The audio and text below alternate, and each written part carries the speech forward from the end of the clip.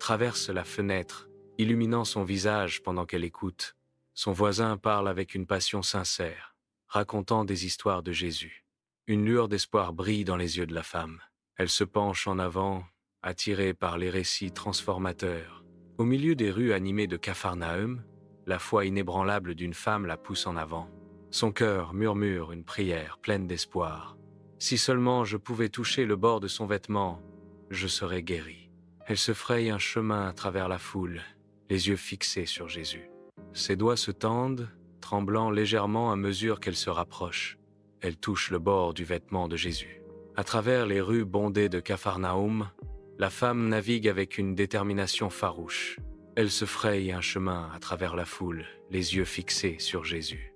Dans un acte de foi audacieux, elle tend la main, ses doigts tremblants alors qu'ils effleurent le bord du vêtement de Jésus.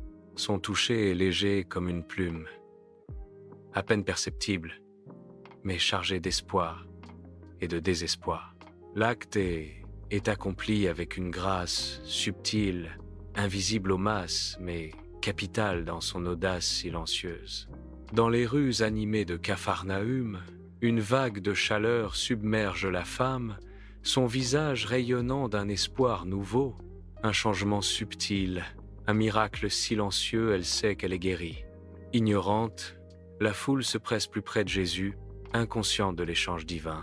Au sein de la multitude, une vie est à jamais changée, tandis que le monde reste ignorant. Les rues résonnent des bruits de la vie quotidienne, masquant l'événement extraordinaire. Un miracle silencieux et invisible se déroule au milieu du chaos ordinaire de Capharnaüm. Dans les rues animées de Capharnaüm, Jésus s'arrête soudainement, une étrange sensation l'envahissant. Il se tourne lentement, son expression mêlant l'étonnement et l'inquiétude.